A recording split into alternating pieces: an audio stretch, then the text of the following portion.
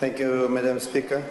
Before getting into my ministerial statement, I'd just like to address one particular issue that was brought up by the Honourable Seri Randrondo in the case of Mr. Samuel Usamate Ritova, who sustained his injuries from the bus accident at Colombo on 28 May 2014.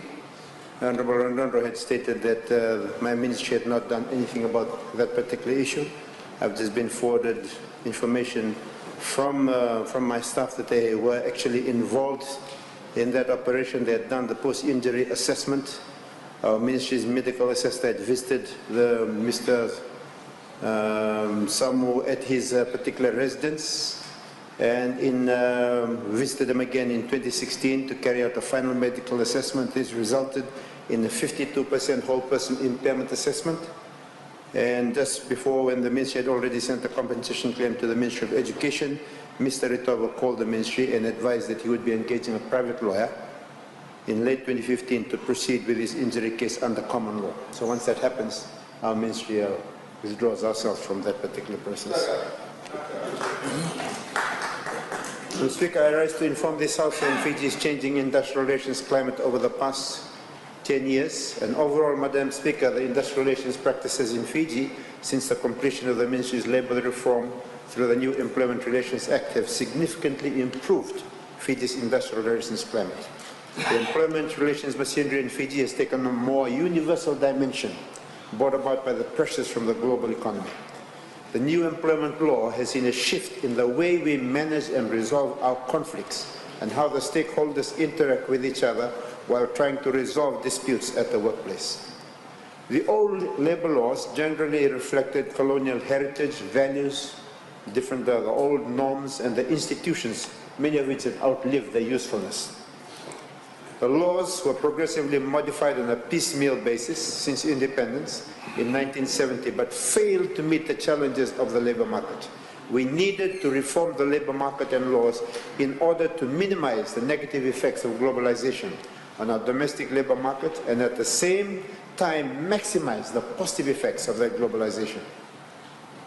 The challenge was to strategically position labour market policies, labour market laws, labour market institutions and practices to make sure that the minimum employment standards and social protection created are fair, decent and compatible with the needs of both the workers and the employers. And I think that point is very, very important.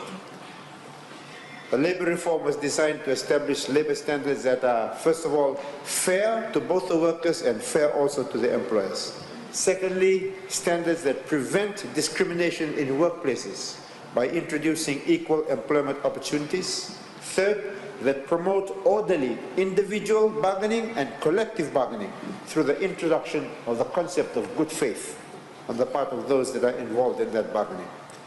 And fourth, the settlement of employment grievances and disputes speedily, quickly, effectively and efficiently through the mediation or the court or the tribunal. And last, to encourage consultation, to encourage dialogue between management and workers in the workplace for better employment relations and therefore confidence in Fiji that lead to greater productivity, development and therefore quality of life of the people in our country. The thrust was to shift our conflict resolution culture from the unproductive adversarial approach that we've seen in our past history to a more consultative, a more collaborative, and one that's oriented more towards partnership where both parties win. The reform also gets rid of bureaucratic bottlenecks and delays in resolving employment disputes that have contributed in the past to work stoppages and strikes, causing significant economic losses and downturn in national productivity and also a loss of reputation of our country, especially in trying to attract investment and employment. It created a very productive environment conducive to national wealth creation. The current law focuses on building employment relationships between our workers and employers that are based on mutual trust, respect, dignity and fair dealing.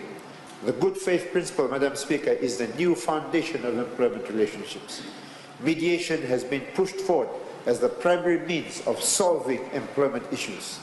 For the first time in our history, this law, the Employment Relations Act, complies with 30 ILO conventions and the 8 core ILO conventions which Fiji has ratified.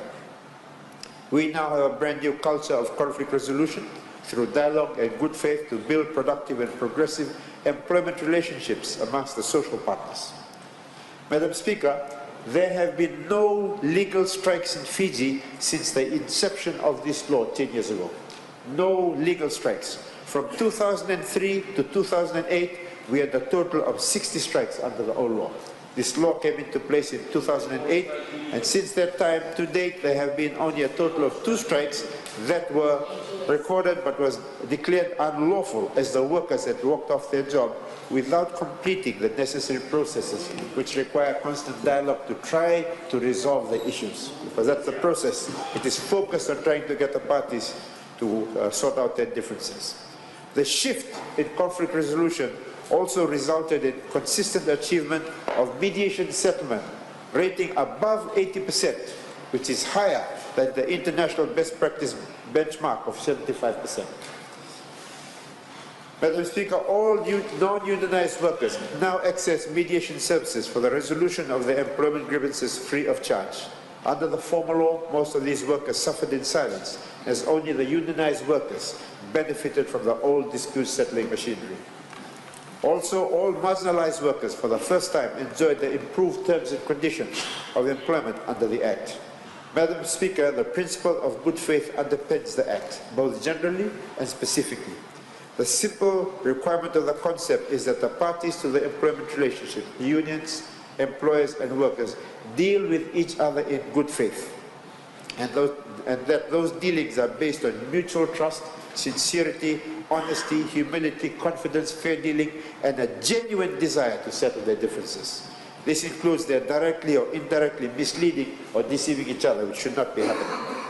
In terms of collective bargaining, Madam Speaker, the core good faith duties are defined, and the Act also provides for the tripartite development of a code of good faith.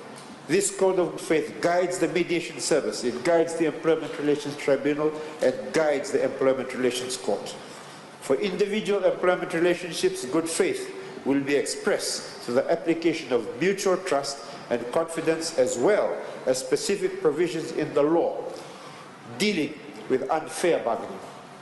The Act provides specific procedural requirements on the orderly conduct of collective bargaining, or the way in which collective bargaining should be undertaken. Only employers and registered unions will be able to negotiate and be parties to collective agreements. The parties bargaining must meet specific good faith obligations, but these do not require unions or employers to settle or to include particular matters in the agreements that they make. Recognizing the inherent imbalance of power and influence in the employment relationship, the Act promotes collective organization of workers.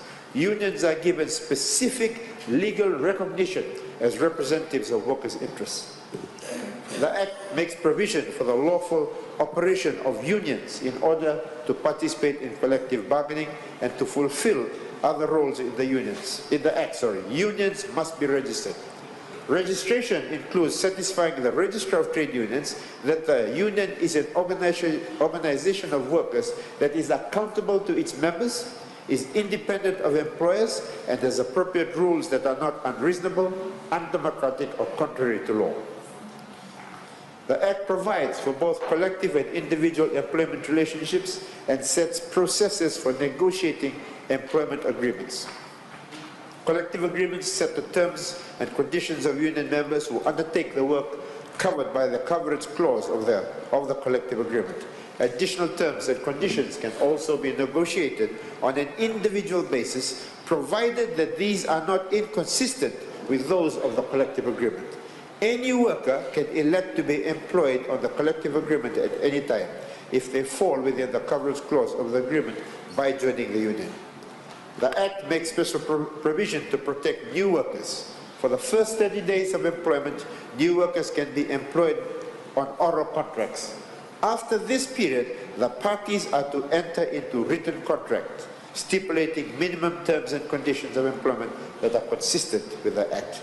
This is a new provision to ensure protection of workers' employment and to facilitate the work of the Mediation Service, the Employment Relations Tribunal, and the Employment Court.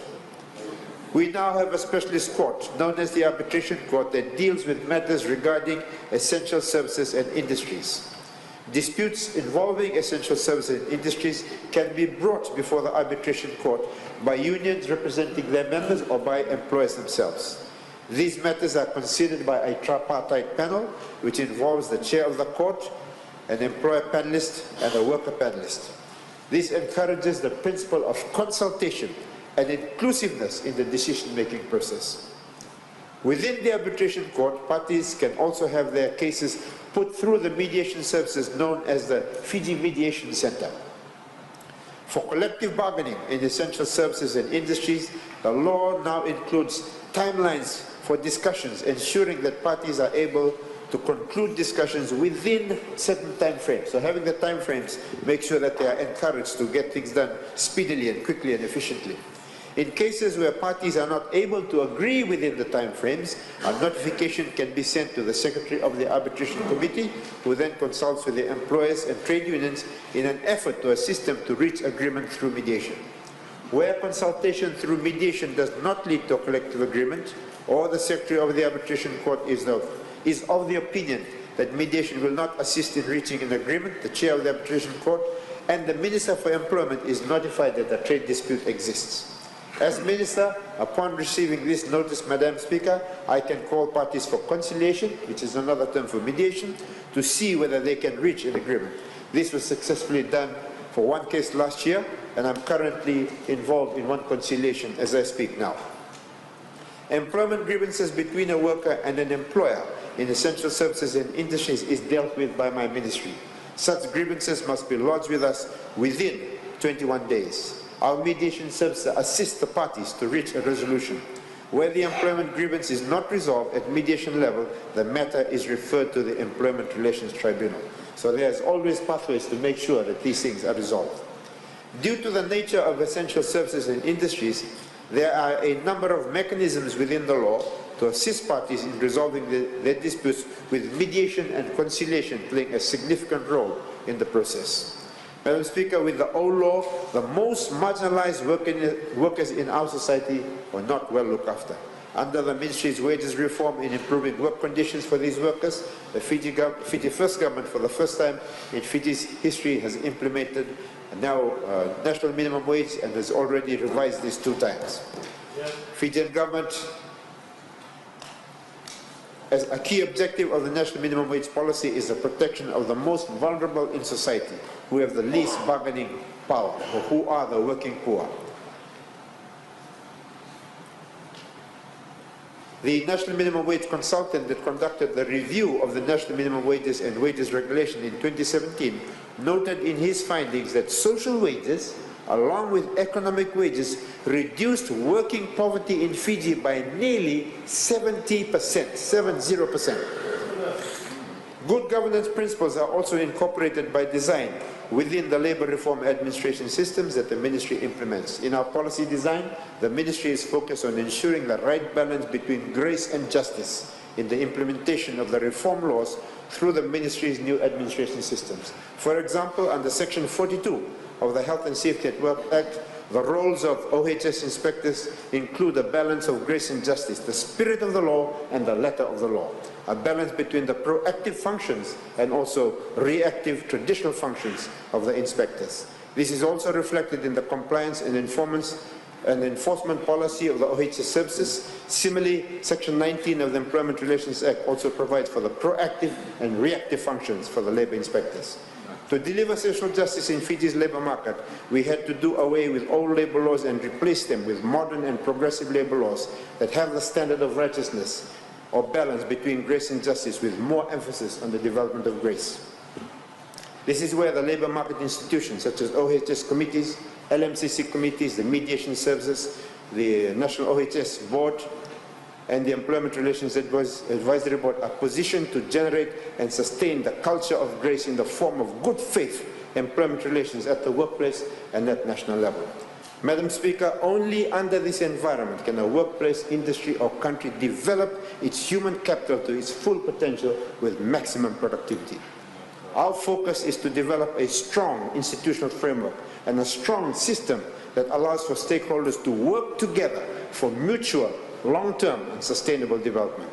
Madam Speaker, in line with our National Development Plan, my ministry will continue to put in place a modern employment regulatory framework that protects the fundamental rights and principles at work of all employees and also support private sector-led growth. The National Development Plan focuses on improving Fiji's labour market standards to benchmark against international best practices and creates a modernized workforce to meet the demands of globalization while encouraging the participation of women and recognizing the abilities of all workers and all employers. Madam Speaker, the employment relations machinery in Fiji has immensely improved in the past 10 years. This has contributed towards our national development and ensured a fair distribution of benefit to workers. I thank you, Madam Speaker.